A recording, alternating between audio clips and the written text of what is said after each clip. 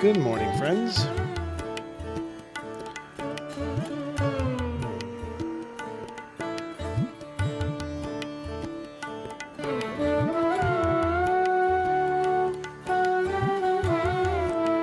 Ooh, it is good to be here this morning.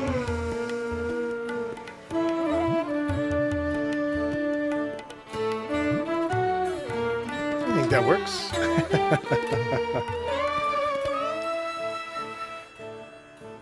Thanks for tuning into Journey Home Meditation for the morning sit. I'm Michael, and I am happy to be here.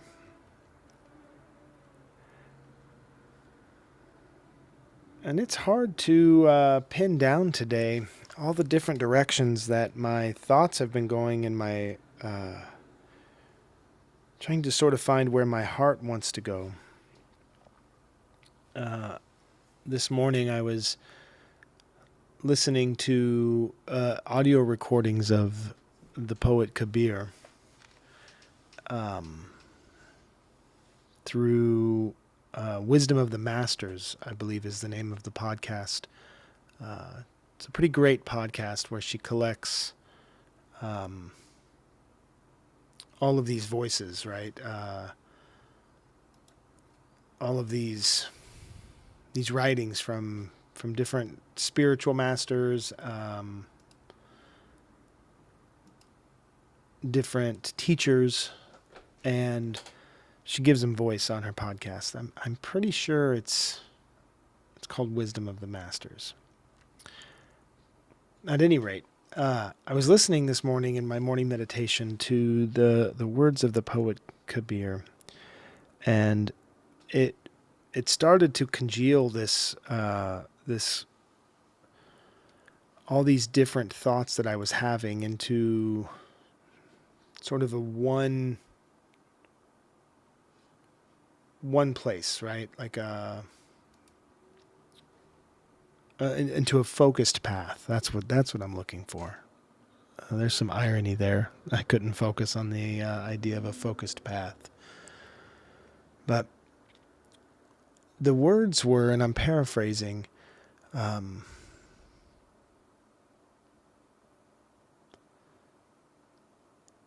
something about not finding love in your thoughts, but if you move into your heart,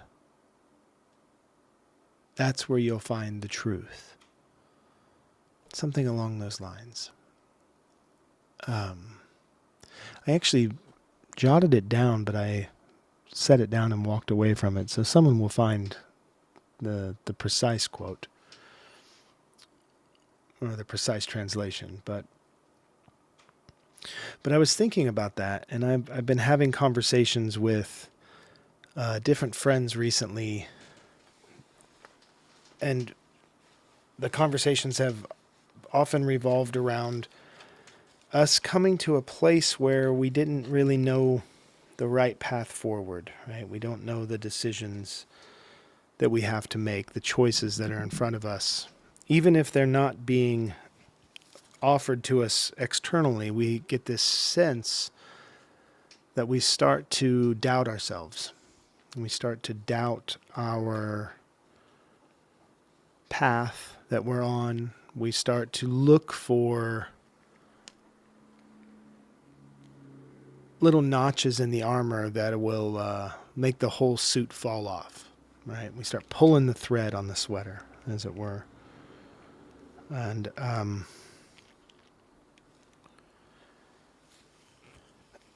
it's really a difficult place to be in our lives. Those times when we start creating the doubts and the feelings of fear of failure when we're on certain paths already, and we start to seek out the ways in which we might be wrong, right? And I'll tell you one thing I know about my neurosis, my anxiety, is it's really good at finding those pitfalls, right? It's really good at sussing out where the traps are in any situation. My anxiety will definitely find 30 different ways why the decision you're making is probably the wrong one.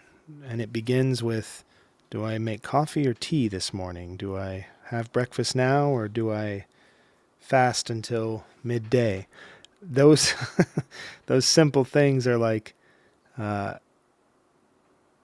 they require a full debate, and I've got, evidence mounting from both sides, and they're ready to tear each other apart inside of my mind. It's the two wolves. Well, my two wolves are bagels or coffee, or which wolf am I feeding? But my point is that I think that in a lot of ways, we start to come into these places of recognizing what we're used to, what we're comfortable with, and moving from that into something different in the way that we relate to who we are and who the world thinks we are. And that creates this crisis inside of, I don't know if I'm on the right path. And I just don't know if there's any other path that you could be on. Whatever, it's not as if we can look at the map and go back and take a different path from back there, right? The path that we're on that's our path.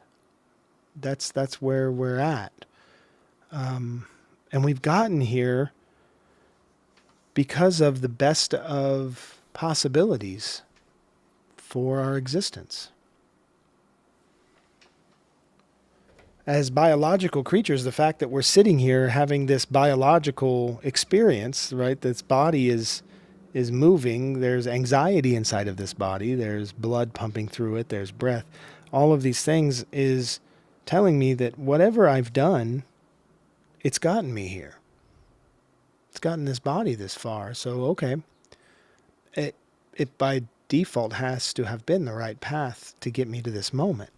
I don't know if there's any other path that would have gotten me right here, and it doesn't matter if there were, because this is the one I'm on and this is where I'm at.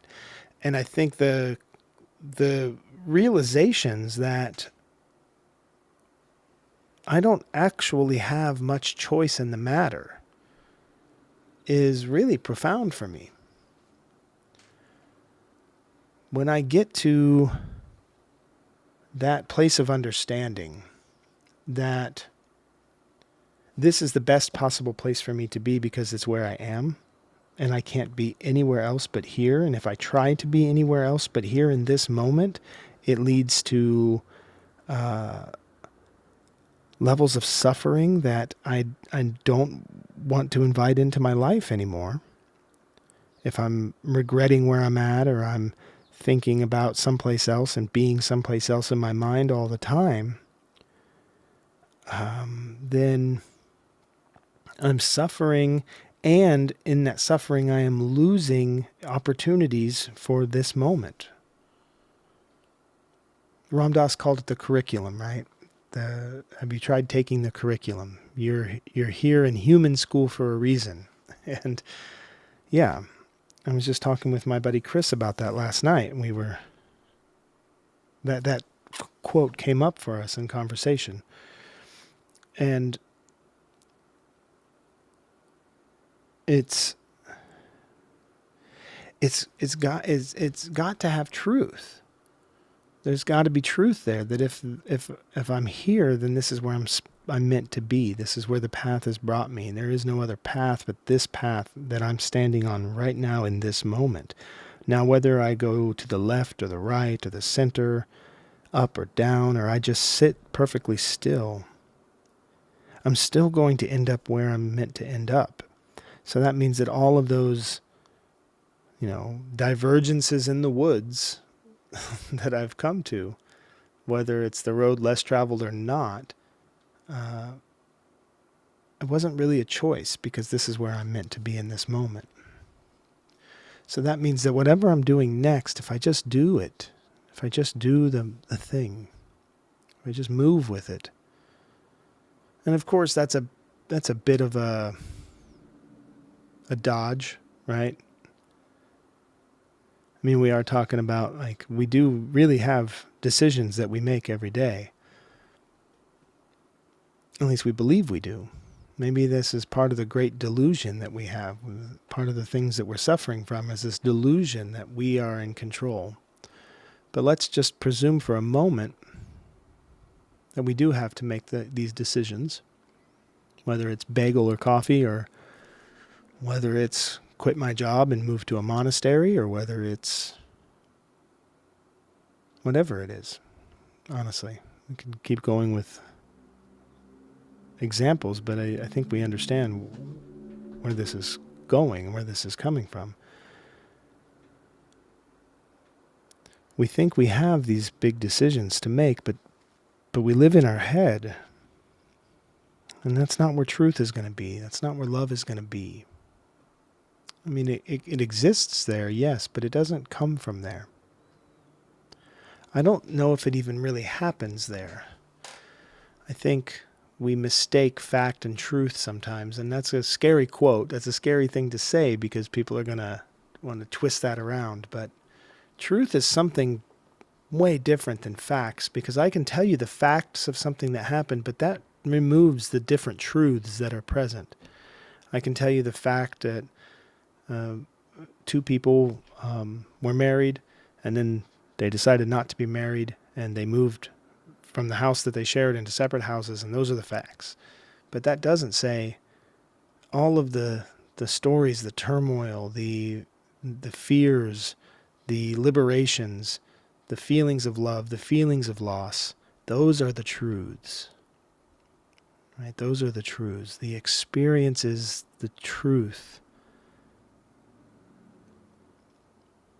In a sense, what's experienced in the heart is the experience of truth. Now, I think that we all know that when we talk about the heart, we're not just talking about a biological organ. We're talking about all of this energy that is generated in this place at the center of our being, where we hold a deeper and older rhythm of life that propels us forward. Not forward as in progress, but forward as in just movement. Movement. And movement is life. Even when we're still, we are moving.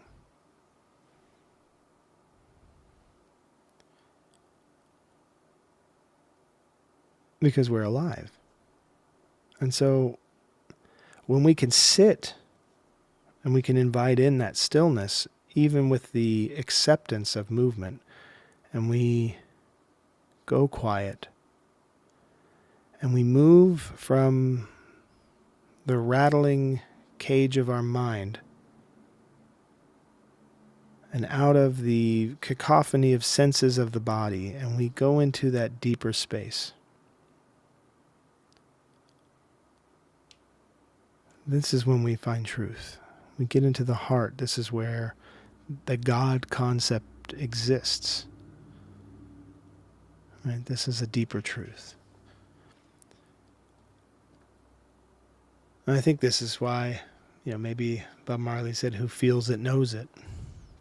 It's not talking about a sensual feeling.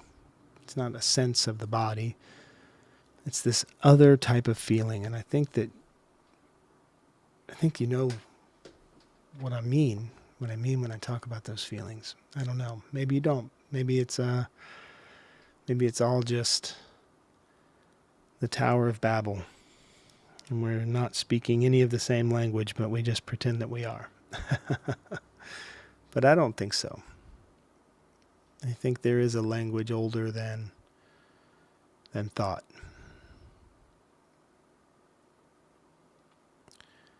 So that's what I was working on this morning, was finding the ways to escape or the ways to engage, and figuring out which one I'm trying to do.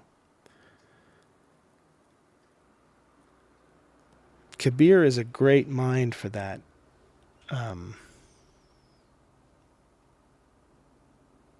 Kabir was born Muslim and sought out a teacher in Sri Ramananda. And Sri Ramananda, of course, was practiced Dharma, the Sanatana Dharma, and was revered as a saint. And there, because of this, was surrounded by guards and people that would not allow Kabir, this Muslim, this lower caste, into the temple. They would not allow him to sit at the feet of Ramananda. So Kabir was so dedicated to finding this teacher, to sitting with his teacher, that he lived outside by the river, by the Ganges River, where Ramananda would come in the mornings to take his daily ritual cleansing and have his practice. And it was by chance that one morning, as Kabir was asleep by the river, he was stepped upon by Ramananda, who was shocked that he stepped on this young boy, this young man. And he says, "What are you doing? What are you doing here?" And Kabir said, I've come to be your student. Would you accept me as your devotee? And Ramananda said yes. And from that point on, Kabir was brought into the ashram and became the strongest student of Ramananda, and in fact became quite a famed teacher and a bit of a heretic. A lot of what Kabir taught was to stop seeking God and worship in these things outside of you. Stop doing that. He would call it laughable. He says, when you talk about taking a pilgrimage to find God, I laugh. And so his contribution to all of our practices is this deep inner knowledge, like finding this inner space that transcends what we think and transcends what we feel and moves into understanding who we are. And with that level of understanding, when you can find that space, and Kabir had instructions for this, and his instructions were to quiet the mind, quiet the body, quiet the senses, right? And when all of these things are still, truth will reveal itself to you. And so meditation, stillness, these things are foundational key components in the teachings of Kabir. And I think about that when I think about my own neuroses of always wanting to think that there might be a better choice. There might be a better path. There might be a better way. And that's already taken me out of here. It's already taken me steps ahead, miles ahead, streets ahead if you're a Community fan. It's already removing me from my experience of this moment on the path that I'm on right now to think about how it will be better, or there might be a better way, or maybe I'm doing it wrong. And that's not to say that we don't have benefit from our self-criticisms. We do. Absolutely. And I think, personally, that turmoil of those thoughts, that turmoil of not knowing, that turmoil of thinking there might be a better way is already the invitation to heal that space. It's already the invitation to open myself to what I am supposed to be receiving in this moment. It's like the groans of my belly, bring me into awareness of my hunger, right? The hunger pangs are the the doorbell to my body expressing its need, then maybe my turmoil of not knowing if I'm doing the right thing, that's exactly what I need right now to experience that I do love myself, I do care, and I'm trying to find a way to receive my own care, my own love, which, of course, is just another way of saying acceptance. And love is just a way to say acceptance. See, when we find that we are lacking in love, then what we have there is an opportunity to meet a need. And so then we go, what does that mean to lack love? If I don't feel loved right now, what do I not feel? What do I not have? What do I not receive? And then we open ourselves to that. And almost always what that is acceptance, connection, place, belonging, these things, right? So love is belonging, love is acceptance. So that I can accept myself.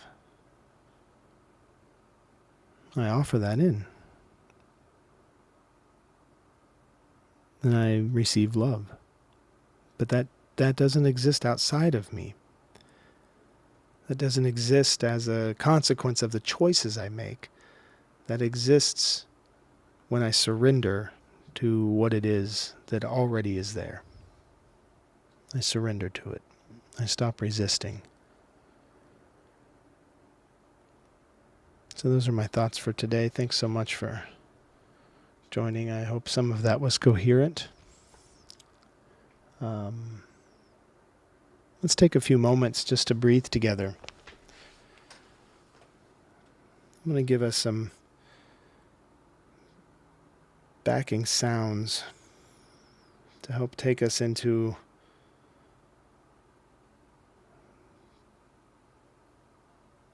the space of allowing for release.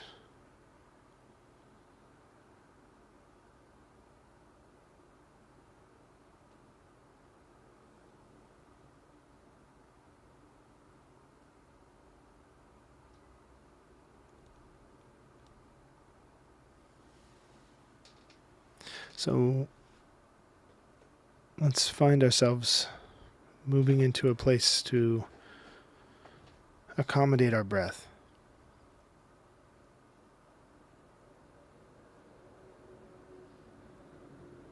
This will be our meditation posture, that place of the least amount of stress or strain.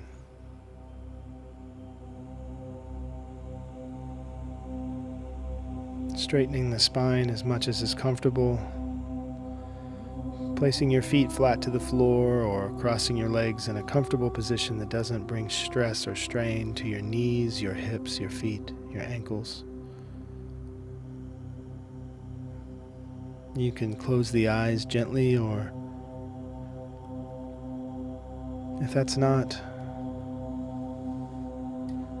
conducive to you feeling safe and releasing right now, just leave your eyes open with a gentle gaze.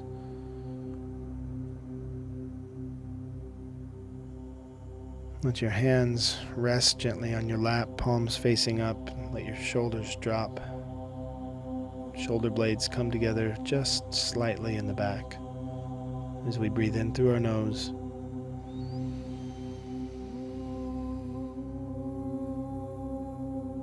And release.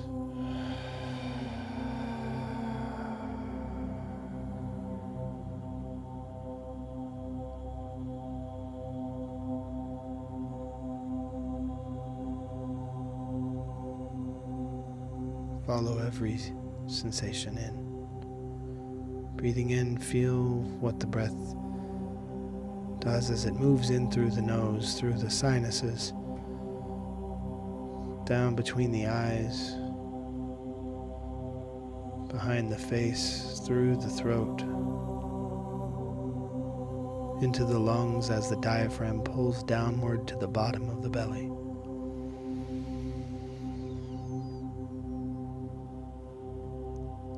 Expanding us and contracting us.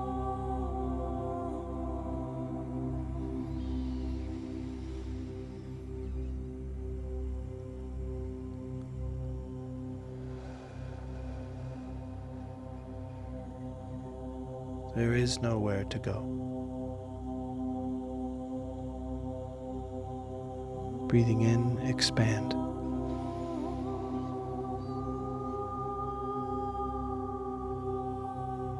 There is no one to be. Breathing out, contract.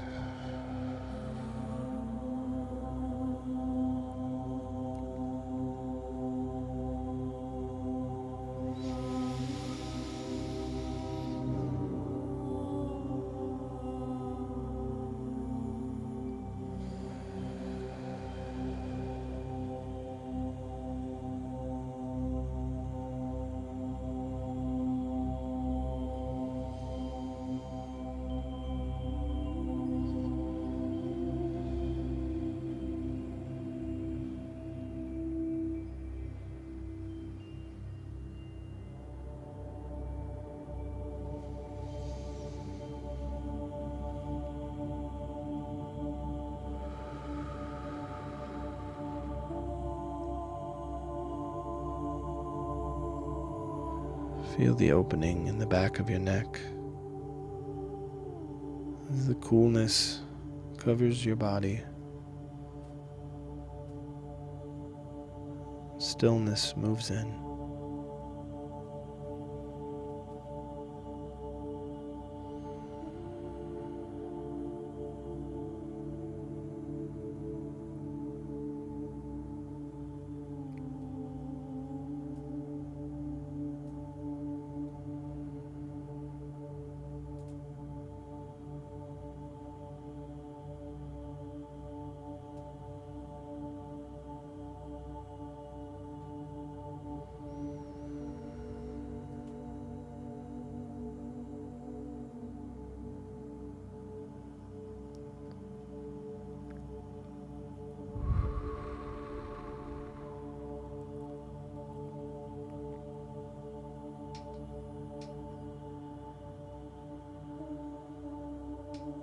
Just breathing in,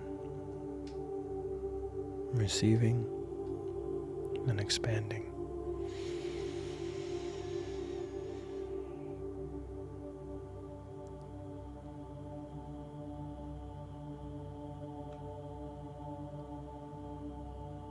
And just breathing out, releasing.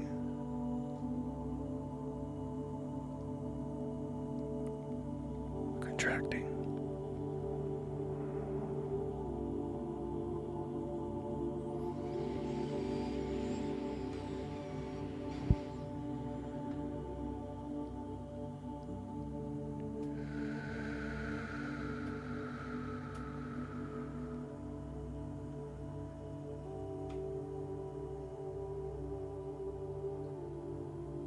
And when you're ready, slowly open the eyes.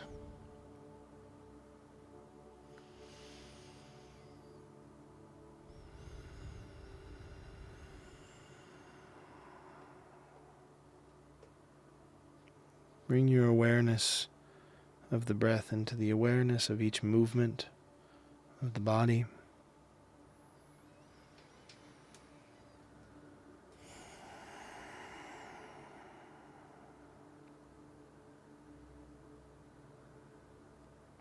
Even just a moment in this moment can be large enough. Once you're invited in and find that place of acceptance,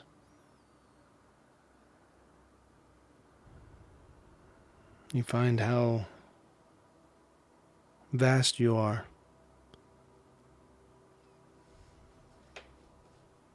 And you know that there are no wrong choices. There's no mistakes and there's no miracles. It is as it is. And you're here for it right now. You are not a culmination of mistakes and punishments. You're not a collection of scars. You're a constant rebirthing in this moment.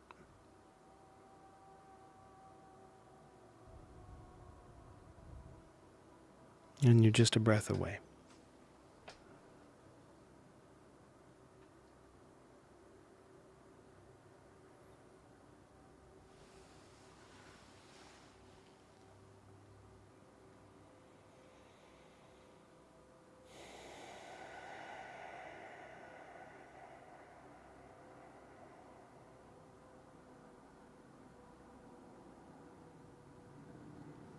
So thanks so much for being here today. Thanks for choosing to join us, even if you never had a choice. All right. Good to see you this morning in the Zoom. Morning. Yeah. All right. Well, I think we're at the end of our time today. Unfortunately, we won't have any time for conversation, but thanks for being here.